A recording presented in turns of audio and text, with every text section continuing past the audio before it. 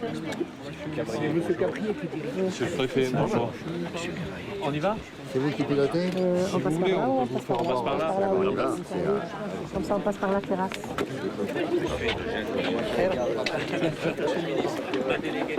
Bonjour.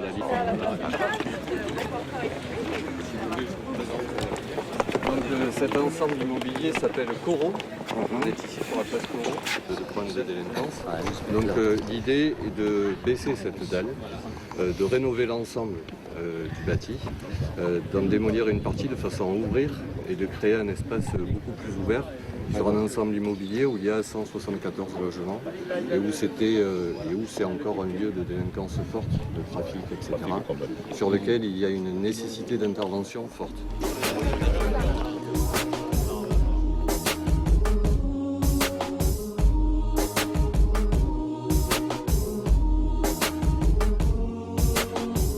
T'es venu au monde nu, tu repars sans tes biens, si. Prends soin des tiens, c'est eux qui t'enterreront, si. Plus tu vieillis, plus tu penses à la mort, si. Que des soucis, règne une sale ambiance, si.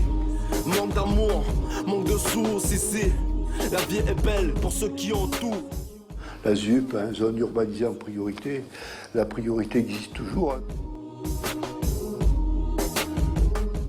C'est vrai que les gens sont isolés, sont abandonnés. Nos villes sont coupées en deux, il y a un rempart qui s'est mis entre le monde intégré et le monde désintégré. Il faut arrêter de parler de zone, il faut arrêter de parler de quartier, parce qu'on ne parle pas de zone dans les centres-villes. Arrêtons ces histoires des Maghrébins, des musulmans, des Arabes. Non, ce sont des citoyens, point à la ligne. C'est quoi discriminer, éliminer? Non, discriminer.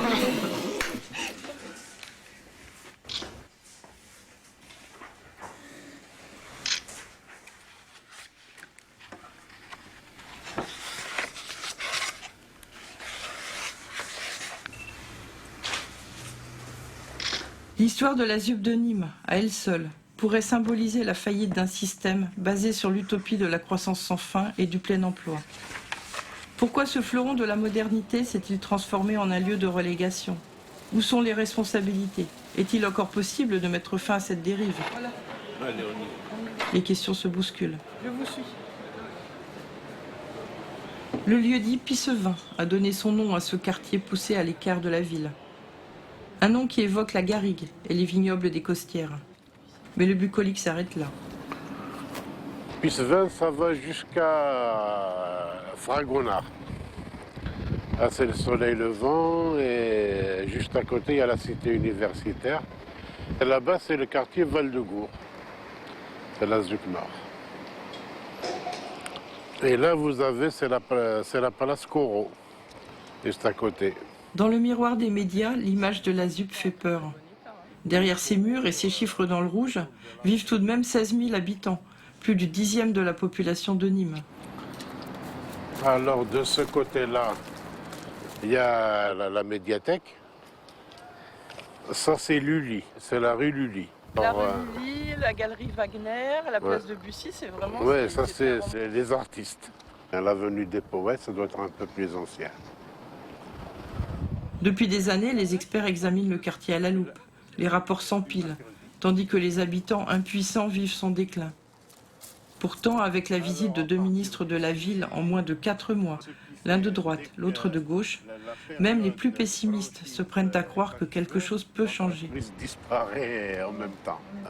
Le quartier, c'est celui qui accuse le plus de chômeurs de la ville.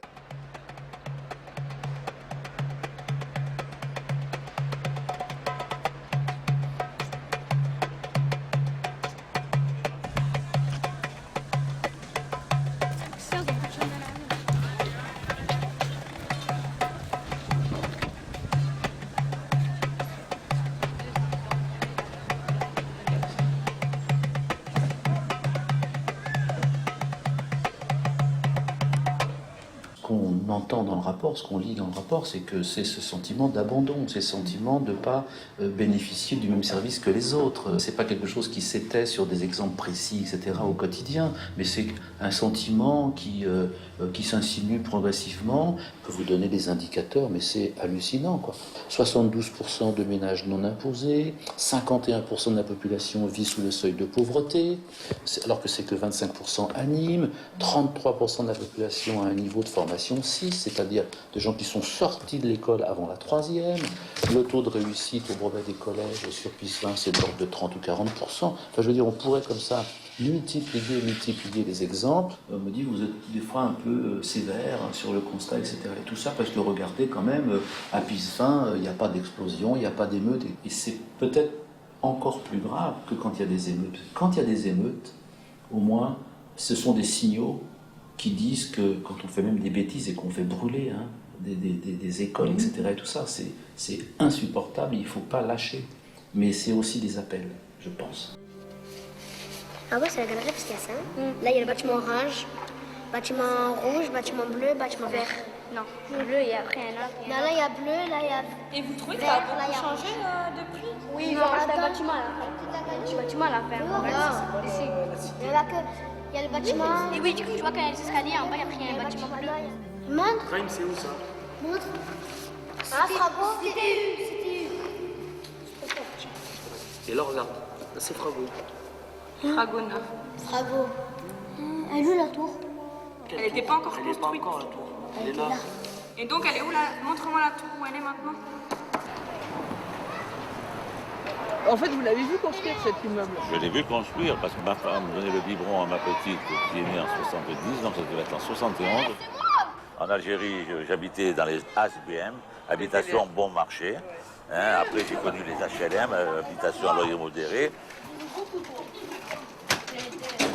T'as vu mon frère, il descend les croisés, les tout. Le quartier PIS 20 souffre quand même d'une image négative aujourd'hui pour les gens de Nîmes. Bien sûr, par rapport à l'environnement, la petite délinquance, etc. C'est ça qui fait la différence de prix. Vous savez, c'est un quartier qui avait tous les moyens de réussir. Je le crois maintenant de moins en moins parce que les politiques, aussi bien de droite que de gauche, n'ont jamais vraiment pris le taureau par les cornes. Il y a eu combien d'occasions perdues.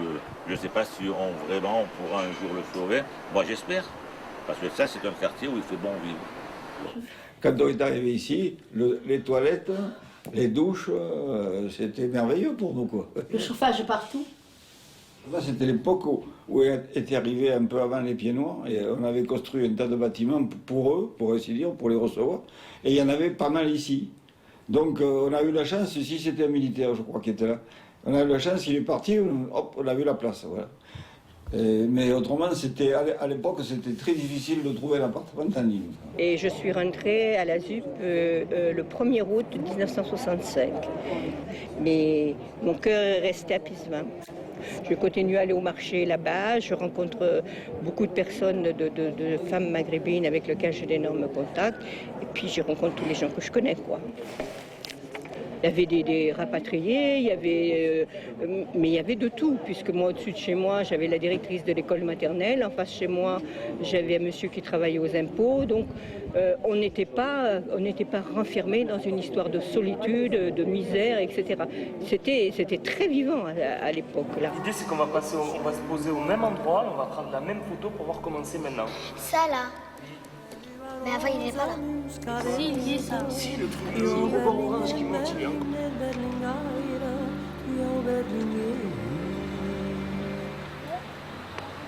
De mon jardin, je suis entrare.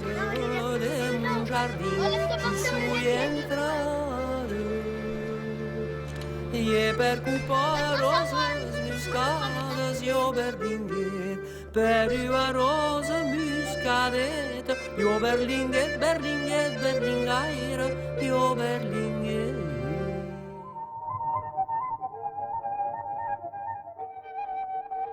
La France de l'après-guerre est confrontée à une grave pénurie de logements. L'État lance les ZUP en 1958 pour construire vite et grand. Le top départ expansion est donné. Nîmes, l'ambitieuse, entend bien profiter de cette manne de l'État pour lancer un gigantesque programme d'aménagement urbain. Aujourd'hui, la région passe contrat avec le XXe siècle. Le chantier bouleverse l'un des plus beaux sites des environs de Nîmes et entraîne l'expropriation de dizaines de petits propriétaires. Pour son financement, l'opération rassemble de multiples promoteurs. Une puissante société d'équipement, la Cerny, est créée par la ville pour mener le projet à son terme. Quand je suis rentré à la Cerny, les premiers logements commençaient à être livrés. En 1962, il fallait aller très vite. On ne disait pas c'est tel bâtiment, on disait 273, 532. C'était comme ça. On faisait du chiffre en fait. Oui, on faisait du chiffre. Deux grands ensembles, Val-de-Gour et Pisevin, étaient censés accueillir 50 000 nouveaux habitants, alors que la ville de Nîmes en comptait moins de 100 000 à l'époque. 1962, les rapatriés d'Algérie sont les premiers à investir les bâtiments neufs, suivis d'employés et de fonctionnaires. Les habitants du centre-ville découvrent le confort et la modernité. Bonheur de vivre, travail, Nîmes vous attend. De belles promesses, mais des lendemains qui ne tarderont pas à déchanter. Je suis arrivé à Pisevin en 1965, alors que les bâtiments n'étaient pas complètement terminés. Mais à l'époque, c'était véritablement une promotion que de venir dans un logement social de cette qualité. Et puis ensuite, donc je suis monté à Val-de-Gour en 70, où on s'était unis, les comités de quartier, pour faire arrêter les constructions qu'on commençait à voir de façon un petit peu inquiétante. Les premiers grands ensembles ont révélé leurs failles. La ZUP ne fait plus rêver les Nîmois. Dès les années 70, un départ s'amorce vers les villages alentours. Nîmes avait tout misé sur sa zone industrielle, réserve inépuisable d'emplois pour les habitants de la ZUP. Mais la crise de 1973 porte un coup fatal au projet. En 2 ans, la ville perd un tiers de ses emplois productifs. Face à la montée du chômage, la France bloque l'immigration des travailleurs. Les Maghrébins, recrutés en masse pour la reconstruction du pays, doivent choisir, partir ou s'installer. Ceux qui décident de rester sont autorisés à faire venir leur famille et sont dirigés vers les logements sociaux. Mais la guerre d'Algérie est encore vive dans les mémoires. De nombreux habitants de Pisevin acceptent difficilement cette cohabitation et préfèrent déménager. Voilà, et au fil des ans, quelques années, en une dizaine d'années, la population a été complètement transformée. Ça a été une population d'origine maghrébine, il faut bien le dire. Hein. Ça n'a rien de péjoratif, parce que quand ils arrivaient, on ne savait pas trop où les loger. On leur proposait la ZUP, comme on disait. Et voilà.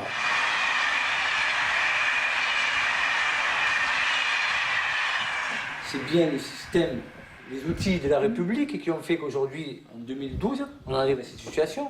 Ce n'est pas les personnes qui, à un moment donné, dans les années 60, ont décidé que dans les années 2000, ils allaient instaurer une espèce de système communautariste dans des quartiers bien précis, au nord, au sud, à l'est, à l'ouest de la France, pour pouvoir vivre ensemble et faire en sorte qu'il y ait une république blanche et puis qu'il y ait un communautariste basané.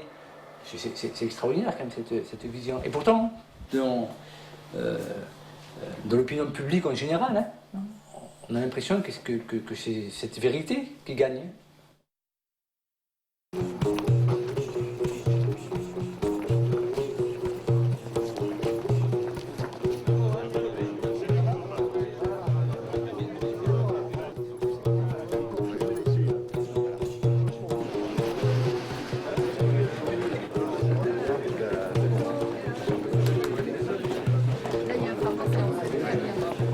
Bonjour. Oui, voici un petit peu. Je vous oublie pas. La parole, c'est bien beau. Ah oui, oui. Pas que la parole.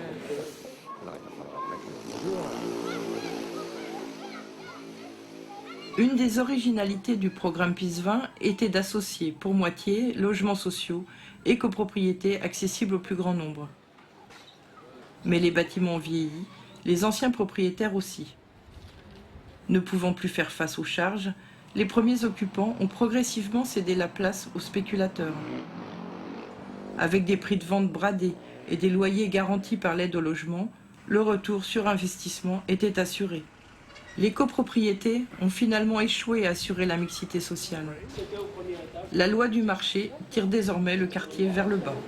Donc ça, c'est l'immeuble où vous avez exercé pendant... 37 ans. Et l'immeuble était de qualité. Hein.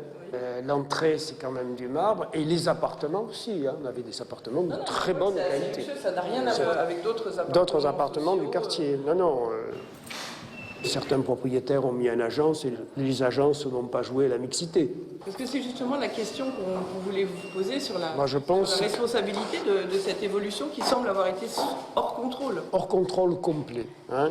Et bon, je dirais, il n'y a pas eu que les agences qui soient responsables. Hein. Il y a eu toute la politique de la ville, à mon avis, qui a laissé se détériorer les quartiers. Parce que les services publics sont plus ou moins partis. On a quand même pu garder une poste, on a quand même pu garder une médiathèque. Hein. Alors, au niveau de l'aspect social, vous parliez d'une précarisation. D'une précarisation. Et le nombre de gens que j'ai vus arriver avec des prescriptions du médecin scolaire 6 mois ou 8 mois après, ça signifie quand même un certain nombre de choses. Il est évident que des enfants où on n'aura pas pu régler les problèmes de langage pendant les premières années scolaires vont arriver en 6e, ne sachant ni lire ni écrire. Hein, j'ai peur qu'un de ces matins, ça craque. Parce que c'est une situation impossible. Au niveau des familles, c'est la précarité de plus en plus grande. Hein. Donc, à un moment donné, les jeunes vont se révolter et ils auront raison.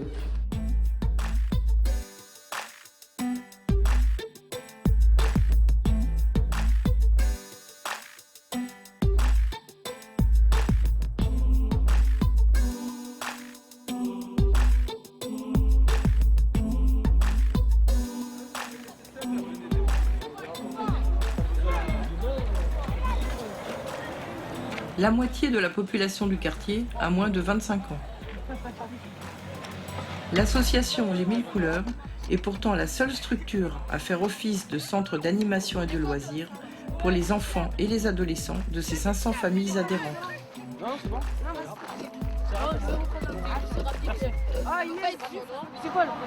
Donc le projet, c'est travailler sur la mémoire du quartier.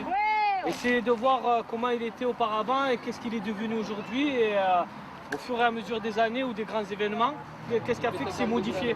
D'accord ? On va faire des investigations, des recherches. On va essayer de voir comment le quartier a évolué et s'il y a des traces de cette évolution-là. Qui c'est qui a connu le stade Marseillais? Il y a 10 ans comme ça. Oh, on avait 7-8 ans, je crois. Ouais, même il y avait un truc vert, genre un truc. Ouais. Quand c'est en tonne, genre on se fait pas mal, mais ils l'ont enlevé. Quand ils ont mis le stade le premier jour, moi je suis venu jouer dessus, j'avais 9-10 ans. Et c'était magnifique, franchement, c'était tout propre. On venait le soir et tout, et maintenant après ça s'est dégradé, je pense, après ils ont dû l'enlever. Et les enfants ont énormément joué, puis au fil des années, il s'est abîmé, et là l'autre jour, on est venu le détruire. Notre fils a joué plusieurs fois avec le fils de la dame d'en bas, et il faisait les matchs. C'est resté en mauvais état des années. D'abord, on fait 3 fois rien, hein. Rien, on fait rien. Il faut pleurer pendant... Il faut menacer pendant, je ne sais pas, des mois et des mois et des mois et des mois pour boucher un gros trou où les gens risquent de tomber. Mais c'est quoi qui a changé en fait? En fait, ça, tout a changé. La mentalité a changé. Moi, je suis là depuis 73. J'ai vu un quartier évoluer. Disons que toute nation confondue était marchée la main dans la main. Pour vous, qu'est-ce qui serait à refaire en fait par rapport à avant? Il y aurait plein de choses à refaire. Vous auriez des exemples? Entre les vieux, si vous voulez, on va dire comme ça. Oui, parce qu'on est des vieux. Bon, là, les vieux avant nous. Et la jeunesse du quartier, c'était génial. Il y avait un respect entre les jeunes et les vieux. Oui, mais là, vous êtes en train de dire que le quartier, il y a 20 ans, c'était le paradis et qu'aujourd'hui, maintenant, c'est l'enfer. C'est l'enfer, c'est tout. Et c'est la vérité, c'est tout. Nous, on ne peut pas dire que maintenant, le quartier, c'est l'enfer. Mais pour toi, c'est pas l'enfer. Pour nous, paradis, pour nous, les âgés et nous, les personnes âgées, c'est l'enfer, c'est tout. Moi, je regrette, je maintiens ce que je dis. Il ne faut pas trop attendre de l'État. Il faut que chacun se prenne en charge Et il faut aussi qu'ils prennent conscience que ce quartier, il y a encore 20 ans, les gens vivaient, il y avait de la mixité, les gens vivaient ensemble, il y avait de la solidarité. Et aujourd'hui, ce quartier, s'il s'est dégradé autant, c'est que les gens un petit peu se sont repliés sur eux-mêmes. Et moi, j'ai voulu faire voir que par des images, par des photos recueillies, par des témoignages, ces jeunes et ces habitants puissent prendre conscience que voilà, si les choses doivent changer, c'est par eux que ça doit commencer. Voilà. Responsabiliser les habitants, c'est un peu la tarte à la crème de la politique de la ville. Un concept inventé en réponse aux toutes premières émeutes des années 80. 30 ans plus tard, quel pouvoir ont réellement ces habitants face à la dégradation continuelle de leur environnement ? Gouvernement après gouvernement, un dispositif remplace l'autre. De ce millefeuille coûteux émergent de grandes idées. Contrats urbains, cohésion sociale, pacte citoyen, etc., etc. Mais qu'en reste-t-il une fois sur le terrain ? Le diagnostic en marchant est la dernière initiative sortie du chapeau des décideurs pour faire participer la population à la gestion de son quartier. En quoi ça consistait exactement, enfin concrètement, ce diagnostic en marchant ? On nous a convoqués, on a dit, voilà, on va faire le tour du quartier, montrez-nous les points noirs, etc. Bon, tout ce qui a été fait. Le nombre d'enquêtes qui doivent être dans les placards, aussi bien de la DDE que de la mairie, que du conseil général, mais c'est effarant. Mais combien de fois on a participé à des enquêtes, etc. On nous met le thermomètre au derrière et puis après on nous dit pas de quoi on est malade.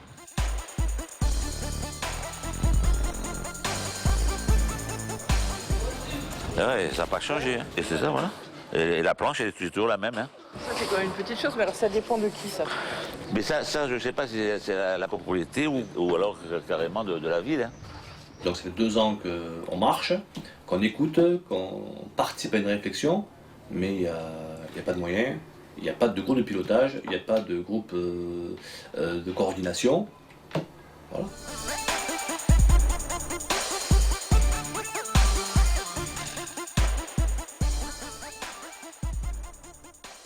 Alors tout ce qui est abordable au niveau financier a été résolu, c'est-à-dire environ 25-30%, parce que je suis bien conscient qu'on n'en fait pas assez, on n'en fera jamais assez. Il ne faut jamais oublier que Nîmes est une ville pauvre, un seul Nîmois sur 2 paie des impôts, donc c'est une ville très pauvre.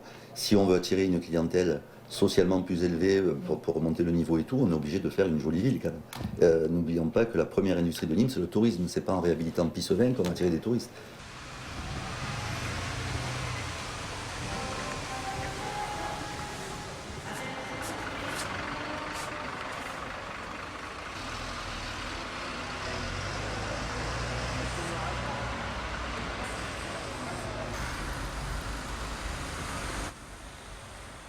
Au vu des grands travaux qui sont réalisés au centre-ville, est-ce que vous comprenez la frustration un petit peu des habitants de Pissevin face à la dégradation de leur quartier ? Écoutez, moi, on peut en prendre note, mais enfin, quand même, comme je vous disais tout à l'heure, on a fait quand même dans ces quartiers-là une école publique 17 millions d'euros. 17 millions d'euros, c'est pas une pécadille. On croit que tout est la ville. Non, tout n'est pas la ville. Moi, je dis qu'ils sont plutôt otages d'autres partenaires, à commencer par Habitat du Gard. Que chacun prenne ses responsabilités.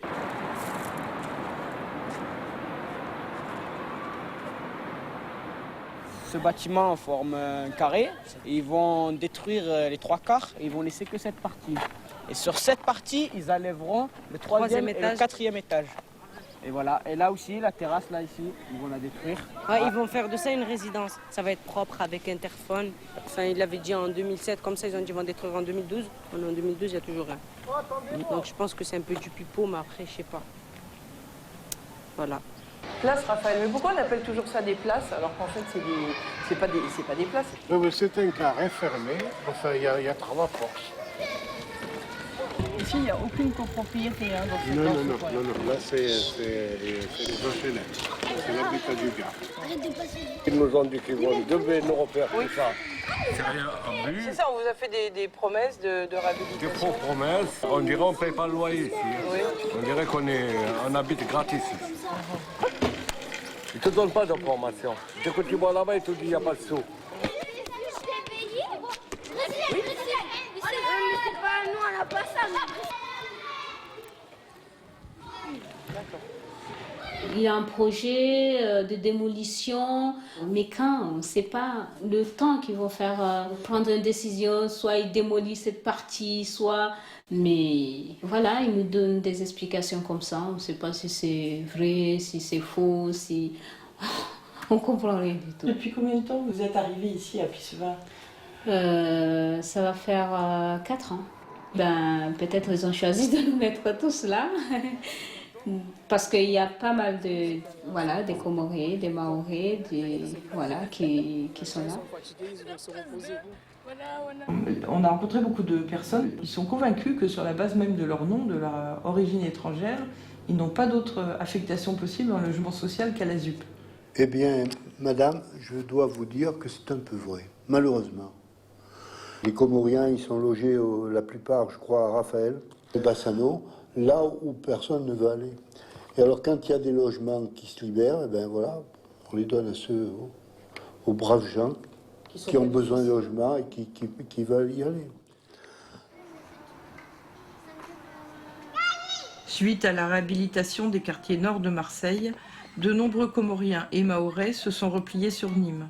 Les HLM ont concentré cette population d'immigration récente dans 2 bâtiments voisins. Semblant obéir à la facilité, le bailleur social est en train de créer une nouvelle poche de pauvreté, un ghetto dans le ghetto. On est des Mayotte, on n'est pas des Comoriens. Nous avons une communauté...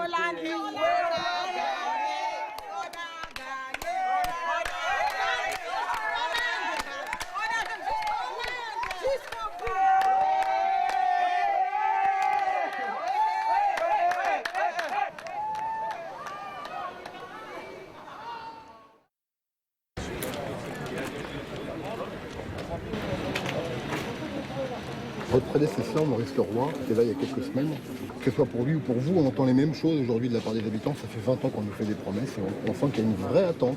Bien sûr qu'il y a une véritable attente. L'important, c'est d'avoir la volonté et la conviction. Moi, j'ai la volonté, je vais faire le maximum, et puis on se reverra dans quelques mois, vous verrez si ça va changer.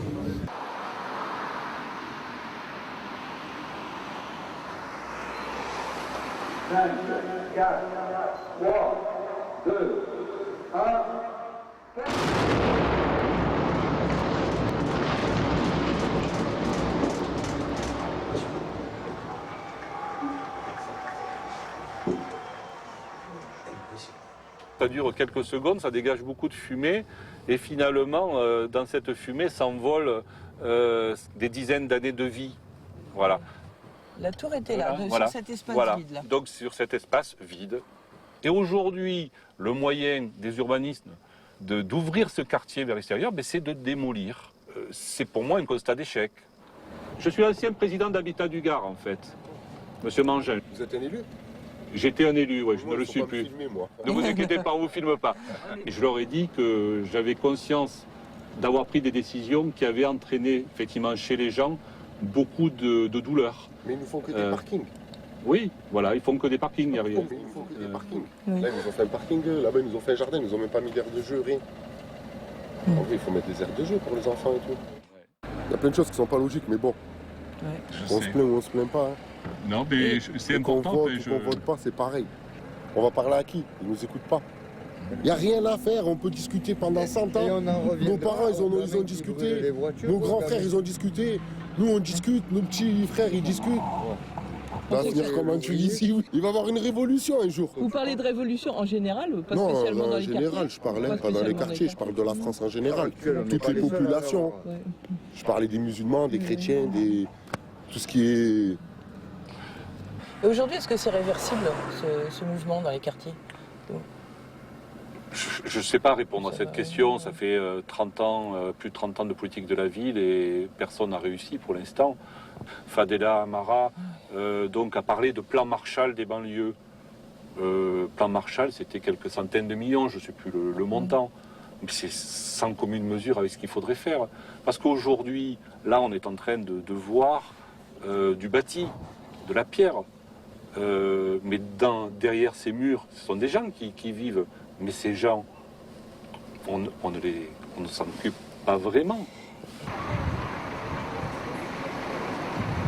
Il y a de fait des personnes qui habitent dans un territoire bien délimitées, qui ont des choses en commun. Quelles sont ces choses en commun? La couleur de la peau, l'origine du pays, Maghreb, l'Afrique, et la religion. Ça, c'est pas eux qui l'ont décidé, c'est qu'à un moment donné, c'est un état de fait. C'est vrai que quand on habite le quartier, comme on disait tout à l'heure, il y a des personnes qui n'ont pas les moyens de locomotion et qui aimeraient bien faire un tour au juge unanime, faire un tour à la feria, ou faire un tour à côté des spectacles ou autre. Et c'est vrai qu'à partir de 8h30, ce n'est pas possible. Pour ces personnes-là, elles sont condamnées. En gros, on est des merdes. Comment vous voulez au bout d'un moment que les gens ils commencent à se dire, nous, peut-être qu'on est vraiment des merdes et on reste entre nous, donc c'est nous contre le monde entier. Autre chose. Tu lui poses la question, tu vas avoir une villa avec une piscine? Bah, Voilà, tout le monde veut partir d'ici. Pourquoi quand ils disent communautarisme, on reste entre nous? Ben moi, si vous me donnez une villa avec une piscine, il n'y a pas de souci, je la prends en courant. Je leur laisse le quartier entier, je sais pas combien il y a d'hectares, je leur donne. Ça, c'est les fameuses villas. Voilà, c'est ça. L'épisode de la passerelle Méliès a marqué les esprits, car symbolique jusqu'à l'absurde du fossé qui sépare la ZUP des quartiers voisins. Les habitants d'un lotissement, côté Saint-Césaire, se plaignaient de jets de pierre au passage de jeunes de Pisevin. Si les points de vue divergent sur l'origine des incidents, la solution radicale du maire adjoint à la sécurité a réussi à faire l'unanimité contre elle. Mais même les gens qui habitaient de l'autre côté de la passerelle, ils sont venus nous donner un coup de main, ils étaient avec nous sur le périph'. D'ailleurs, ça a duré pendant 2 jours. Hein. Il y a 2 lycées professionnels, il y a 2 grands lycées. Alors effectivement, ils commençaient à traverser par là. Alors ça c'est pas... C'était dangereux pour les petits de 14-15 ans. C'était très dangereux de traverser. Et donc alors, finalement, ils ont bloqué la porte. Ils ont ramené du personnel, ils ont ramené une entreprise pour faire cette... D'ailleurs, elle est blindée. On n'a jamais vu ça depuis la Deuxième Guerre mondiale. Souriez, vous êtes filmés là. Alors on a fermé la passerelle comme on aurait fermé la porte de sa maison avec une porte en fer et une clé. Et j'étais tellement indignée que j'ai manifesté, et la dernière manifestation que nous avons faite, il y avait des jeunes filles qui allaient à l'IUT en face là, qui ont manifesté, et on a coupé la route, on a interdit la circulation pour bien montrer notre mécontentement de cette fermeture qui était complètement ridicule. Mais donc, on avait tous ces frontaliers de la passerelle côté Saint-Césaire qui n'en pouvaient plus, qui un jour sont venus ici à la mairie de Saint-Césaire envahir mon bureau de façon très agressive. Et je les comprends parce qu'ils craquaient. Pour qu'on fasse quelque chose pour cette passerelle, il a fallu qu'on prenne une décision. Et donc, dans l'urgence, on a pensé à la fermer. Bon, là, il y a une levée de bouclier encore plus forte côté Pisevin, que je comprends aussi. Bien sûr que je la comprends. Donc du coup on a réouvert la passerelle et on a mis des caméras. Moi je suis déjà passé par là-bas et je vous dis j'ai eu des propos racistes, des choses comme ça, qui me voient des travers. Mais bon voilà, fermer les portes ça sert à rien, de toute façon maintenant elles sont ouvertes. Voilà, ils ont juste voulu séparer la ZUP de Saint-Césaire. Mais ils savent pas, ils ne nous connaissent pas à la base. Ils ne regardez plus la télé. Non, c'est même pas ça, c'est que les autres citoyens ne nous connaissent pas. Fermez les yeux. Donc si les gens ils viennent vers nous et qu'ils parlent gentiment, etc., il n'y a pas de problème. Après si les gens ils viennent avec des a priori, racailles, etc., c'est bon, on parle pas avec moi.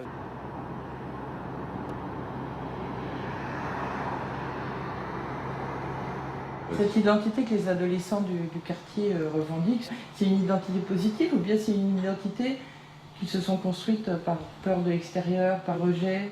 Oui, je pense que c'est une identité qui sont construites par défaut. C'est une espèce de rempart, mais à la fois aussi un rempart qui donne l'impression d'être protégé, mais du coup aussi qui enferme totalement. Dès qu'on en sort là, il faut faire beaucoup plus attention. Il y a des règles qui sont différentes, des valeurs, des codes qui sont différentes, des regards qui sont forcément différents. Dans le quartier, c'est quoi franchement? On se sent en sécurité. On se sent en sécurité parce qu'on a grandi dedans. On sait comment vivre dedans.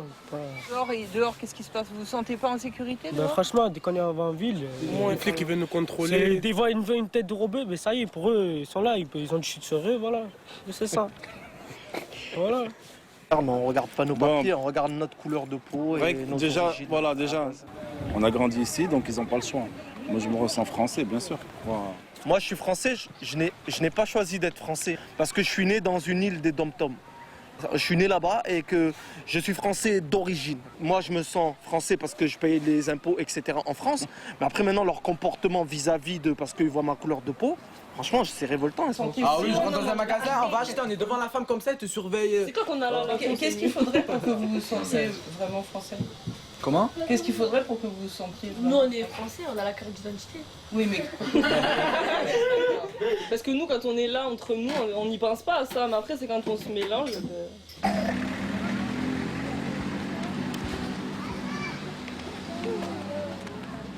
C'est des jeunes, déjà, ils sont condamnés, en 2 fois, ils sont condamnés par la vie sociale et par la vie professionnelle, parce que ces jeunes, quand ils partent pour demander des petits stages, on les refuse parce que vous êtes du quartier, parce que vous êtes de Pissevin, on ne vous prend pas.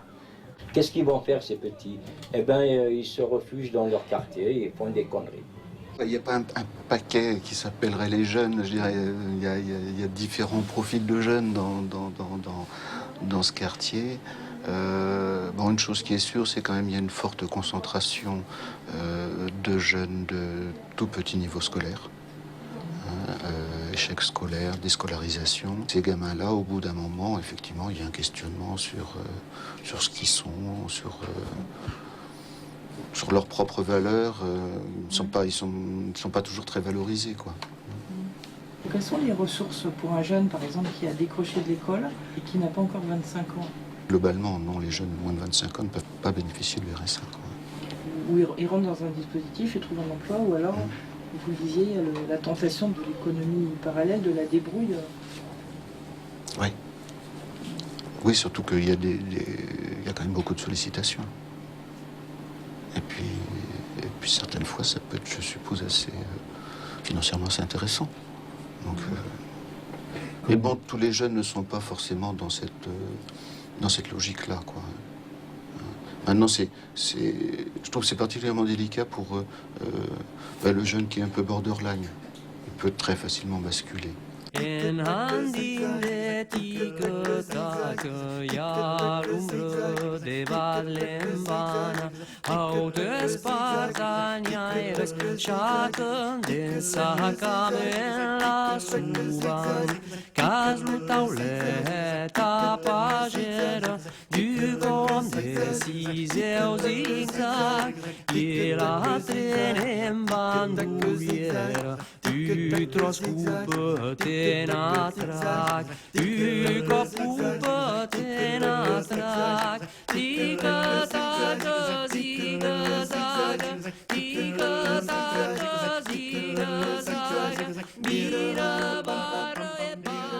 Aujourd'hui, au moins 50% des jeunes du quartier sont sans travail, plus du double de la moyenne nationale. Et pourtant, ici comme ailleurs, l'éducation reste la priorité des parents. On a une nouvelle école aussi qui vient de se faire dans notre quartier. Voilà, c'est merveilleux pour les enfants. Le fait de nous accepter, de nos enfants aillent à l'école gratuitement, et ça c'est énorme pour moi. Donc on a quelque chose à rendre à ce pays. Ouais. On fait tout pour y arriver. Donc j'ai ça dans ma tête. Et il suffit moi aussi, c'est à moi de faire quelque chose. Voilà, de trouver un beau travail, d'élever les enfants pour que demain ils soient des gens respectables pour ce pays, qui respectent les vraies valeurs de ce pays. C'est ce que je souhaite. Comme ça moi, dans ma tête, je serais content.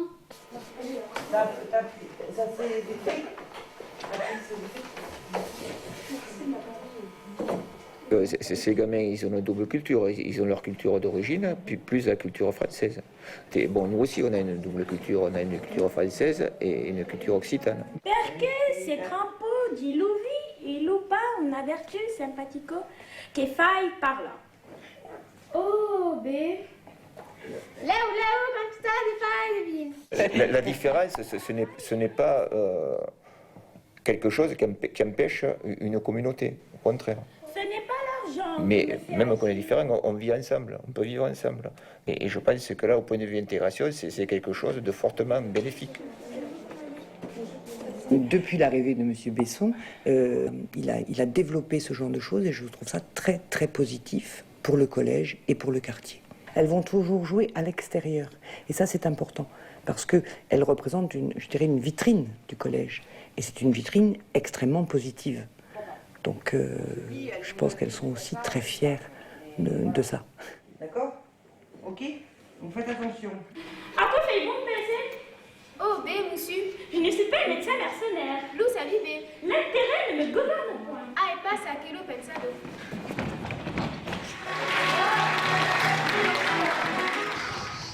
Le collège Condorcet revient de loin. Sa réputation d'établissement à problème lui colle à la peau, depuis qu'il a fait les gros titres d'un hebdomadaire national en 2006 pour sa violence supposée. Avec l'un des plus faibles niveaux du département et boycotté par les parents, son nombre d'élèves est tombé si bas qu'il a frôlé la fermeture. Le gros problème, c'est de redonner confiance pleinement dans la réussite possible par l'école. C'est que réussir sa vie, quand on est jeune, ça passe par l'école. Voilà. Alors c'est pas spécifique à Condorcet, c'est amplifié parce que réussir à l'école ici, c'est aussi la porte de sortie possible pour réussir à peut-être à quitter aussi ce quartier, au moins à s'y sentir mieux, plutôt que d'y être après 16 ans à attendre vainement une formation qui ne vient pas, un travail qui n'existe pas, je ne sais quoi. Donc le but, c'est d'amener les enfants vers l'ambition de continuer leur parcours le plus loin possible. C'est une équipe qui essaie de faire sortir ce collège de l'historique sombre qu'il avait. Mais aujourd'hui, on essaie de faire changer cette image. C'est pour cela que moi, personnellement, je me suis engagé. D'ailleurs, grâce à lui que je me suis impliqué. J'ai trouvé que c'est un monsieur qui essaie de faire quelque chose, qui nous a dit la vérité, que c'est très difficile. Après vous, monsieur Lamdi. Mais qu'avec la participation de tout le monde, qu'avec l'implication de tout le monde, on peut avoir un bon collège. Donc j'ai accepté d'être candidat au délégué de parents. Les autres, autour des boissons. Je sais qu'il y a beaucoup de parents sur le quartier qui aimeraient adhérer à l'association. Le collège Condorcet fait un travail formidable depuis quelques années. On est associé avec eux. Oui. Ça fait 2 ans que l'action Ouvrir l'école aux parents pour réussir l'intégration a été mise en place. Une quarantaine de mamans et de papas qui viennent au collège donc, pour apprendre le français, pour connaître le fonctionnement du collège. Qu'est-ce que c'est qu'un principal, qu'un CPE, voilà, donc c'est important. Et aussi les valeurs de la République. Qu'est-ce que c'est que la République? Donc voilà, et je pense que ça, c'est des choses qu'on aurait dû faire il y a longtemps. C'est la question scolaire qui très souvent est le principal révélateur de l'état d'un quartier. Quand on est dans une configuration comme celle de Pisevin et Val-de-Gour, où on constate que les 2 collèges, Condorcet et Diderot, sont des collèges fortement ethnicisés, pour ne pas dire totalement ethnicisés, des collèges dans lesquels les jeunes n'ont strictement aucun autre modèle d'identification possible qu'eux-mêmes, on est dans un scénario très problématique. On défend les collèges parce que c'est la République, et c'est la base de la République. Ici, dans notre quartier, qui est une ville à part, la République n'existe presque pas. Ce ministre qui est responsable de moi, de ma ville, de mon quartier et tout, j'aurais aimé lui dire à lui, ou même au président, ou même à n'importe quel responsable, essayez d'aimer la France. Essayez de ne pas salir la France, de corriger, de rectifier cette image. La France ne mérite pas ça. Une fierté. Moi, personnellement, pour l'amour de la France, c'est comme plus qu'un amour de la femme. Donc moi, j'accuse l'administration, j'accuse les institutions de laisser ces quartiers pourrir. Parce que c'est ça les ghettos. Et Nîmes, c'est une ville française. Tout ce qu'il y a dedans doit être français.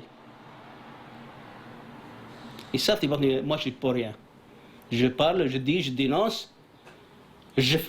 C'est un cri d'alarme, mais la solution n'est pas dans ma main.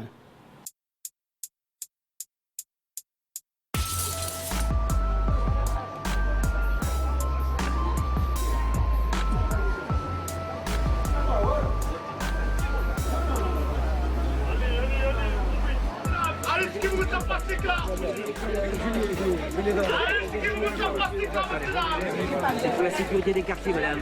Merci, madame.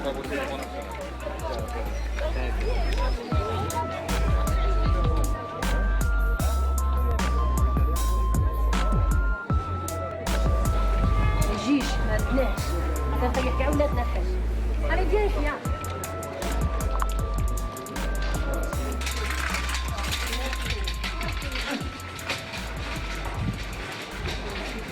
On est des députés de gauche et qu'on balaye les restants des sarkozystes qui restent à l'Assemblée. Alors la sécurité, elle est zéro ici. Il n'y a pas de flics, il n'y a personne. Vous voyez les colliers, vous ne pouvez pas en avoir. On vous les arrache. Les mamies, elles ne peuvent pas sortir hein, parce qu'elles ont peur d'être agressées. Alors faites-le passer au moins au gouvernement. Après, quand il n'y a plus d'élections, il n'y a plus personne. Mais heureusement qu'on n'a pas besoin d'eux. Ouais. Tous les mêmes, de toute façon. Gauche, droite, des fois, tout le monde, c'est pas mieux le Front National. C'est la première fois qu'elle vient là, François Dumas. Par contre, c'est vrai que les politiques devraient venir plus souvent dans ce quartier, parce que ça c'est important, hein. De façon régulière. J'entends les discours des leaders de ce monde intégré parler de nos quartiers, mais on sent bien qu'il y a quand même une réalité intangible, c'est qu'eux-mêmes appartiennent à ce monde intégré et qu'ils sont coupés de la réalité de ce monde désintégré. Aujourd'hui, on n'a pas véritablement une parole forte, politiquement, publiquement, qui soit capable effectivement de réinvestir une espérance pour les populations dans les quartiers. Ma vie ne m'a pas contenté, me parlez pas de voter. Ils veulent nous mettre de côté pour mieux nous la mettre à beauté. Nous on compte plus les fouilles, les sales regards dans les patrons. On sait bien que l'État nous douille, mais dites-leur qu'on s'en bat les couilles. Ils veulent défendre leur acquis, ils peuvent ramener je sais pas qui. Je serai toujours au taquet. Si vous mettez Hollande, Sarko, Mitterrand ou Jean-Jacques Goldman, c'est pareil, ça change rien. Le quartier, ils font des associations, ils enlèvent des associations. Ils font des associations, ils retirent des associations. Ils mettent des éducateurs, ils font des 6 amis et tout s'écroule. Chaque fois, c'est comme ça. Hein. Aux élections, ils viennent dans la banlieue, ils font un défilé, ils vont marcher. Et c'est tout le temps le même truc. Hein. Ils vont marcher, ils font la bise à une mère de famille. Les élections elles sont passées et que la banlieue a voté pour lui. Non, voilà. Eh ben, ils en ont plus rien à foutre et la merde, ils continuent. Ben, pour montrer qu'ils font du social, ça tout rien simplement. Du tout, quel social, pas de social. C'est pas du social, ça pour moi.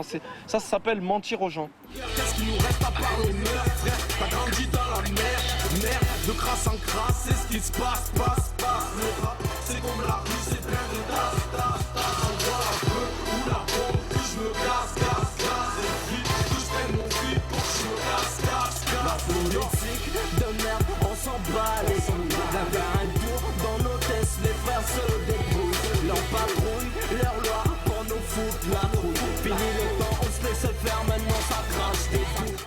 Voilà, c'est pourquoi ce morceau, on s'en bat les couilles. Voilà. On s'en bat les couilles de votre politique, vous faites de l'argent et pendant que le quartier est pourri. Voilà. Voilà. Exact.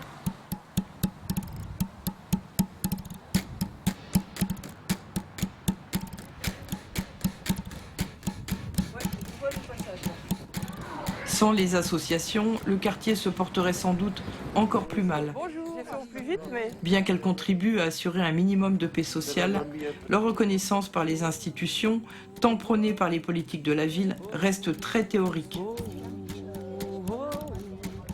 Si les stratégies se décident toujours dans les bureaux, selon des priorités administratives ou politiques, les associations, elles, sont confrontées aux réalités du terrain, beaucoup plus subtiles et complexes.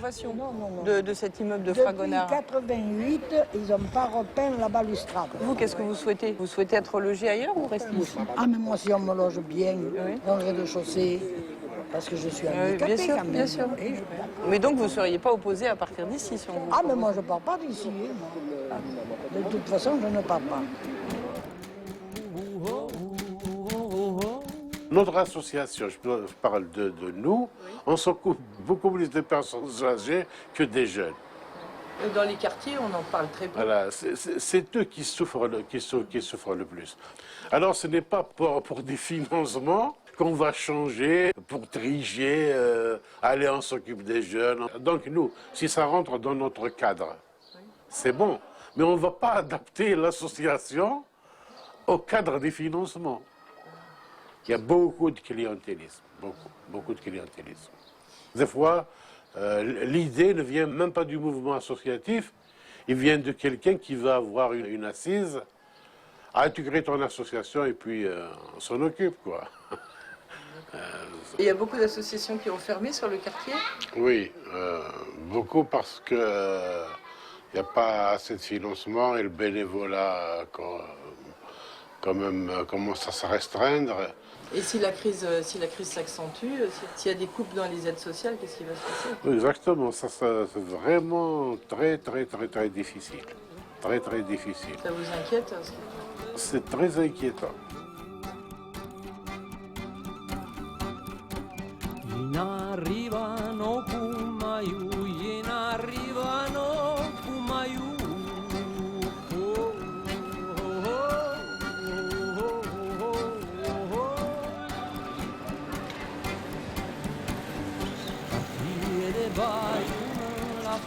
Quartier des Bayou, la flou.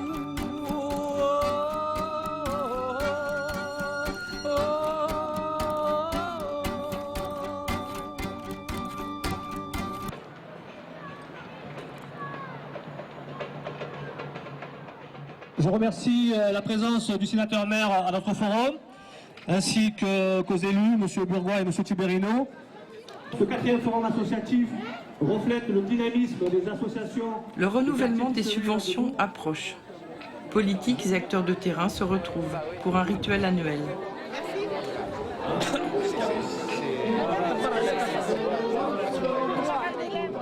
En ces temps d'austérité, l'ambiance n'est pas à la fête. Plus que jamais, les associations doivent jouer le jeu pour espérer assurer leur survie.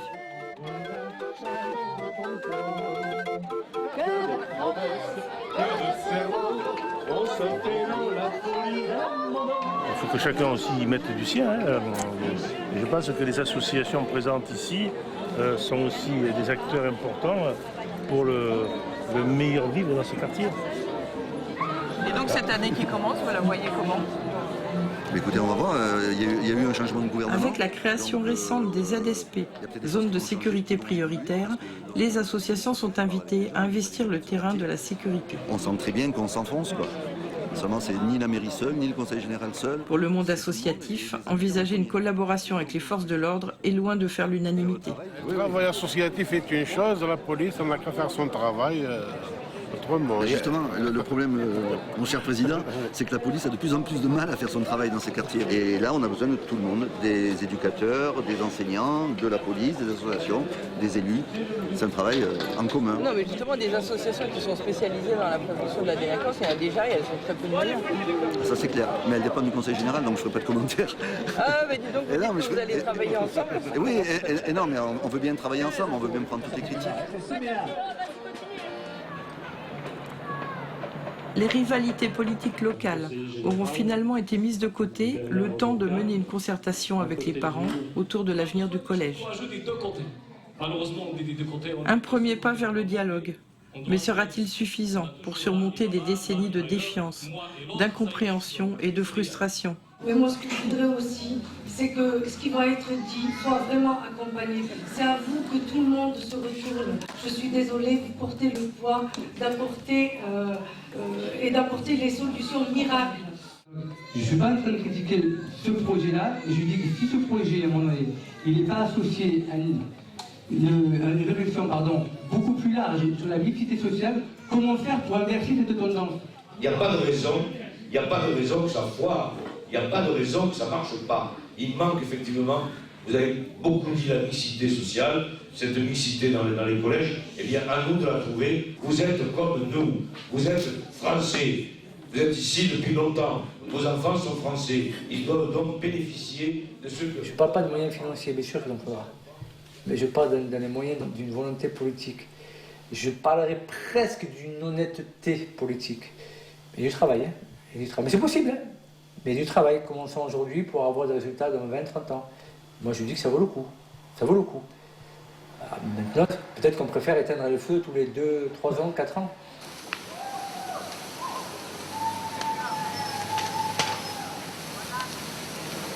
On a raté cette politique de la ville, on n'a pas su être assez vigilant, on n'a pas fait attention, on a été très égoïste et on ne peut pas laisser les situations continuer parce que je considère à un certain moment que ça relève de quelque chose de la non-assistance à personne en danger. Je pense que les jeunes de ces quartiers sont en danger, vraiment en danger majeur. Et je pense que les habitants sont complètement désespérés.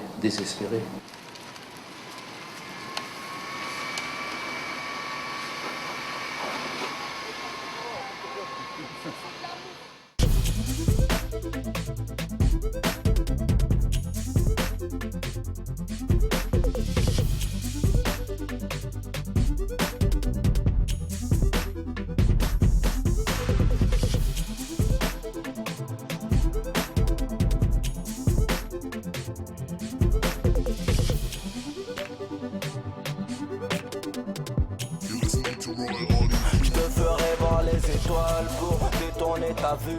T'offrirai de quoi rêver pour pas te perdre dans la rue. T'offrirai de quoi sourire si t'es triste seul dans la vie. T'offrirai des couleurs si autour de toi c'est gris. Je te ferai voir les étoiles pour détourner ta vue. Je t'offrirai de quoi rêver pour ne pas perdre dans la rue. Je t'offrirai de quoi sourire si t'es très seul dans la vie. Je t'offrirai des couleurs si autour de toi c'est gris. Oh, oh.